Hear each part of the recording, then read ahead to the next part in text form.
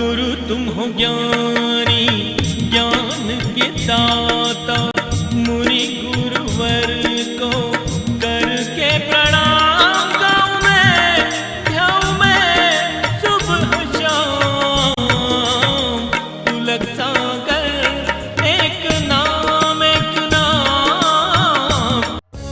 इस कार्यक्रम के प्रसारण पुण्यार्जक परिवार हैं श्री सुधाकर जी अग्रवाल, जितेंद्र कुमार सुधाकर जी अग्रवाल, ट्रस्टी जिन शरणम तीर्थ, संरक्षक पुलक मंच परिवार श्री रामपुर, सौभाग्यवती प्रिया जितेंद्र कुमार अग्रवाल, अध्यक्षा पुलक मंच परिवार श्री रामपुर, राष्ट्रीय शिक्षा मंत्री पुलक मंच परिवार, संयोजिका जिन शरणम छात्रावास, अध्यक्षा आचार्य शांति सागर पाठशाला श्री रामपुर, कुमारी समृद्धि चिरंजीव सार्थक अग्रवाल परिवार श्री रामपुर, जैन एग्रो इंडस्ट्रीज, निर्माता कॉटन सीड ऑयल और एग्रो उत्पाद, plot number A180 MIDC Shri Rampur, जिला अहमदनगर, महाराष्ट्र। आपको तो बोलना चाहिए भाई साहब, मेरा विश्वास नहीं है, दो चार लोगों से और पूछो, ये शराब पीता है, जुआ खेलता है, गलत काम करता है, इसके साथ अपनी बेटी की शादी मत करना। लेकिन शर्मिंदा हो जाती है वो पत्नी जब विवाह करके आती है, सपने देखती है मेरे देश की बेटियां, मेरे देश की वो बेटी, मेरे देश की वो पवित्र भावना रखने वाली बेटी, मेरी समाज की वो बेटी हाथों में मेहंदी लगाती है, शादी का इंतजार करती है, बारात आने का इंतजार करती है, पिता भागता है, दौड़ता है, रात रात जागता है, माता महीनों उसकी शॉपिंग करती है, मेरी बेटी की शादी होने वाली है, मेरी बच्ची का विवाह होने वाला है। मान्यवर एक बात ध्यान रखना, बेटी की शादी तो हो जाती है क्योंकि अमीर घर का बेटा है, शराब पीता है, ढक जाता है पैसे में सब कुछ, लेकिन एक बात याद रखना, ये चमचमाती कार और बड़ी बड़ी कोठियां देकर अपनी बेटी को मत दे देना किसी घरे में। अरे जिंदगी भर के आंसू दहेज में क्यों देते हो अपनी बेटी के लिए? मान्यवर एक निवेदन है,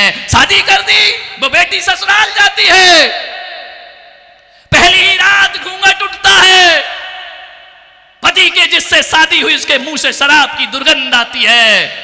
लड़की सोचती है मैंने ये क्या कर लिया, वो याद करती है अपने पिता को कि पिताजी तुमने लाल जोड़ा पहना कर मुझे डोली पर नहीं बिठाया, जीते जी मेरे ऊपर कफन डाल दिया है, ध्यान रखना।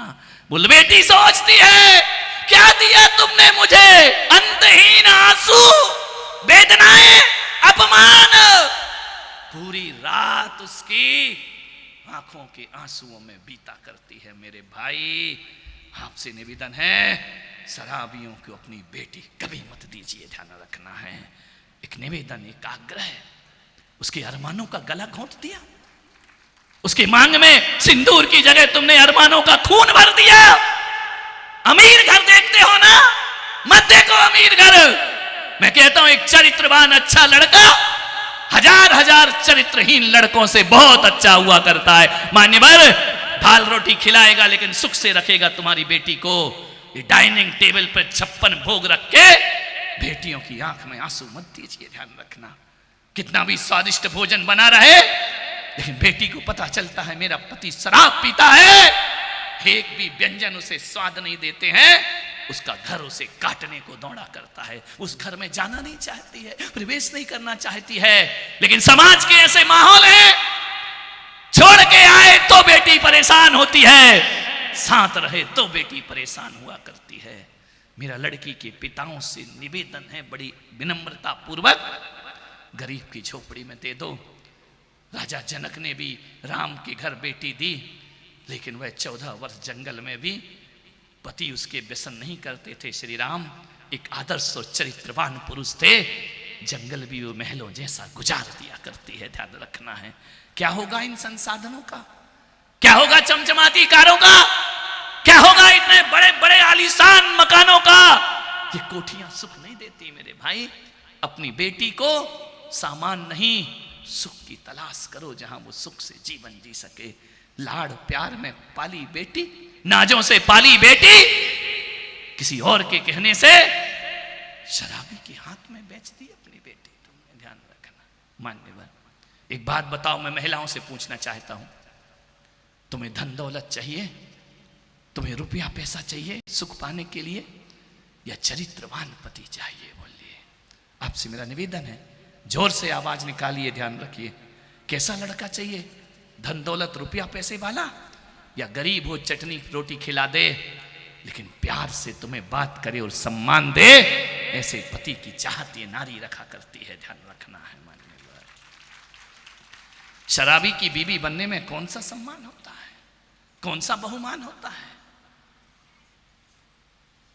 लड़कियों से भी निवेदन है मेरा, 21वीं सदी की बेटियां भी, यहां बेटियां कम बैठी हैं, उन तक मेरे वीडियो पहुंचाया जाए। 21वीं सदी की बेटी हो तुम सब कुछ अपने मुंह से बोल देती हो, तो आज साहस करके अपने पिता से बोलना कि पापा गरीब के घर दे देना, लेकिन अमीर के घर मत देना जहां शराब पी जाती हो, नशा किया जाता हो।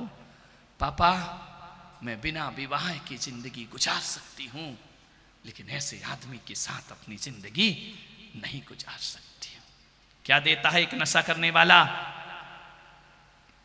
तुम्हारे मां बाप ने मन्नतें मांगी, तुम्हारी मां ने भगवान से कहा मेरी झोली भर, मुझे एक संतान दे दे। बड़ी मुश्किल से पैदा हुए थे तुम, और आज शराब पीकर जो वरदान तुम्हारी मां ने भगवान से मांगा था, वो वरदान अभिशाप लगता है। वो कहती है मंदिर में जाके भगवान ऐसी औलाद से तो बिना औलाद की जिंदगी गुजार लेती। कैसा बच्चा मेरे घर में पैदा हुआ है, संस्कार विहीन बच्चा।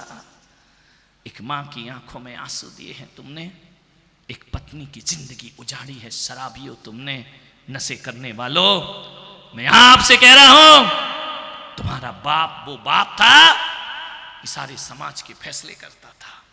मंदिर जाता था तो शान से जाता था, मंदिर के लोगों के फैसले करता था। लेकिन जब से तुमने नशा किया है, तुम्हारा बाप अब मंदिर जाने में शर्माता है, उसकी निगाह झुकती है। वो किसी से जय जिनेंद्र करने में उसे शर्म महसूस होती है कि मेरा बेटा शराब पीता है। ध्यान रखना, क्या दिया मां को, क्या दिया बाप को, बहन को क्या दिया? धागे का, राखी का धागा, और शराब पीते हो। रक्षा का वचन दिया, खुद की रक्षा नहीं हो रही है, खुद का शरीर खुद से नहीं संभल रहा है, जीवन बर्बादी की ओर जा रहा है। तुम क्या खाक बहनों की कभी उन बच्चों की तरफ देखना, शराबी के बच्चे माँ बाप के होने के बाद भी यतीमों का जीवन जीते हैं, अनाथों का जीवन जीते हैं। जब वो स्कूल जाते हैं और उसके दोस्त चिढ़ाते हैं, देख तेरा बाप शराब पीता है, कल नाली में पड़ा था, तेरा बाप बियर बार में जाता है। छोटे सा अबोध बच्चा, उस बच्चे के मन में कुंठा आती है, वो बोल कुछ नहीं सकता है, मन ही मनहीन भावना से ग्रसित होता है। अब ऐसा बच्चा जिसके बाप शराब पीता हो, वो बच्चा अपनी पढ़ाई करेगा या कुंठा में जीकर जिंदगी बर्बाद करेगा। ध्यान रखिए, बच्चे का भविष्य तुमने नाश किया है शराब पीकर के। मान्यवर, बहिष्कार करो ऐसा। एक निवेदन है आपसे, समाज के लोगों से भी निवेदन है। आज एक संकल्प करके उठे जैन समाज, एक संकल्प करके उठे ब्राह्मण समाज, एक संकल्प करके उठे महाजन समाज कि जिन बारातों में शराब परोसी जाएगी, हम उन बारातों का बहिष्कार करते हैं, हम उन बारातों में शामिल नहीं होंगे। जैन होने का कर्तव्य निभाइए। कैसी महाजन कौम है ये कि आज बिना हया बिना शर्म के बारातों में शराब परोसी जा रही है। बहिष्कार कर दीजिए ऐसी बारातों का। कितने भी कार्ड आए, कितने भी रिश्ते हों, हम ऐसी बारातों में कभी भी शामिल नहीं होंगे। ध्यान रखना है, जहां शराब परोसी जाती हो। ये शुरा सुंदरी के शौकीन जीवन के अंत में कुत्ते की मौत मरा करते हैं। ध्यान रखना है। मान्यवर, हरियाणा में शराब पे पाबंदी लगी, 6 महीने बाद पाबंदी हटाना पड़ी, कोई फर्क नहीं पड़ा। जो शराब 20-25 रुपए की थी, वो ब्लैक में बिकने लगी, धंधा और बढ़ गया। सरकार ने कहा कोई फायदा नहीं है। महिलाएं सड़कों पर उतर आई, आंदोलन किया, हमारा देश, हमारा प्रांत नशा मुक्त होना चाहिए। हरियाणा, सड़कों पर उतर आई महिलाएं, तोड़ दी शराबों की दुकानें। सरकार ने पाबंदी लगा दी, 6 महीने बाद पाबंदी हट गई। क्यों? शराब बंद तो नहीं हुई, जो खुलेआम बिकती थी वो पीछे के दरवाजे से बिकना प्रारंभ हो गई। ध्यान रखना। एक शराबी हरियाणा में था, बोले यार ये सरकार ने शराब पे पाबंदी लगा दी है, अब किसी चीज में मन ही नहीं लगता है, करें क्या? तो दूसरा शराबी बोला राम राम जप अब करेगा क्या, शराब तो मिलना नहीं है, राम राम जपो। शराबी ने कहा बहुत कोशिश करता हूं राम राम जपूं, लेकिन मुंह से रम ही रम निकलता है, राम तो निकलते ही नहीं मेरे मुंह से। ध्यान रखना, जब भी राम बोलो तो रम ही रम निकलता है, आदत ऐसी बन गई है। ध्यान रखना, पाखाने में बैठ गया मैं खाना समझ के, वो डिब्बा उठा के पी गया पैमाना समझ के। ध्यान रखना, शराबियों की हालत बहुत खराब है। एक कैसे कैसे बातें होती है। 5 मिनट है अभी। एक शराबी घर में शराब पी के आ गया। पत्नी ने कहा क्यों रे तू पी के क्यों आया, तुझे 50 बार मना किया है कि दारू पी के घर नहीं आना, क्यों आया पी के, मैं दरवाजा नहीं खोलती हूं। उसने कहा दरवाजा खोल, पहले समझ मैं पी के क्यों आया। पत्नी ने कहा क्यों आया पी के, बोले 4 दिन से तुझे पता नहीं मेरी तबीयत खराब है। तो बोले तबीयत खराब है तो बेवकूफ दवाई खा, दारू पी के क्यों आया। बोले मुझे पड़ोसी ने कहा कि तबीयत खराब है तो दवा दारू ले ले, तो दवाई तो डॉक्टर ने दे दी, दारू में पी के आ गया। बोले पागल है क्या तू, घुसवाना नहीं घर। 3 दिन बाद पट्टा पर पी के आ गया। बोले आज क्यों पिया, बोले तबीयत में आराम नहीं है। तो बोले आज क्यों पिया, बोले तूने कहा था ना ऐसे डॉक्टर के पास मत जाओ, मैं आज वैद्य जी के पास चला गया। तो बोले वैद्य ने क्या कहा, बोले वैद्य ने कहा अजवाइन ले। अजवाइन, संधि विच्छेद कर दिया। वैद्य ने कहा अजवाइन ले, भाई साहब ने सुन लिया अजवाइन ले, पी के आ गया। तीसरे दिन फिर पी के आया। पत्नी ने कहा क्यों रे आज पी के क्यों आया, बोले तेरे बाप की के बदौलत है। बोले मेरे बाप ने क्या कह दिया, बोले तू याद कर जब अपन दोनों की शादी हुई थी, अपन दोनों ने तेरे बाप के चरण छुए थे, बाप ने क्या कहा था, बोले क्या कहा था, ये कहा था कि दारू पी, नहीं बाप ने ये कहा था ना कि आज से तुम दोनों मिलके घर बार चलाओ, घर तो तू चला रही है। समझ गए क्या, बार में चला रहा हूं, ध्यान रखना, हो गया घर बार मानने वाला। सोचना है आप। एक बहुत बड़ा साइंटिस्ट हुआ डायोजनीस, वह हिंदुस्तान आया, उसकी बड़ी आओ भगत हुई, स्वागत हुआ। उसके स्वागत में भारत के लोगों ने शराब परोसी, महंगी शराब विदेश से लाई गई, बड़ी महंगी शराब लाई। डायोजनीस ने कहा आइए बैठिए। उसने पैमाना भरा, डायोजनीस ने शराब से देखा, फेंक दिया। भारत के लोग सोचे कुछ कचरा मचरा होगा, फेंक दिया। दूसरा पैमाना भरा, देखा, फेंक दिया। तीसरा पैमाना भरा, देखा, जमीन पर फेंक दिया। लोगों ने कहा कि भाई आप ऐसा क्यों कर रहे हैं, इतनी महंगी शराब तो मिट्टी में पटक रहे हो उसको, कोई कचरा है क्या इसमें, गंदगी है क्या।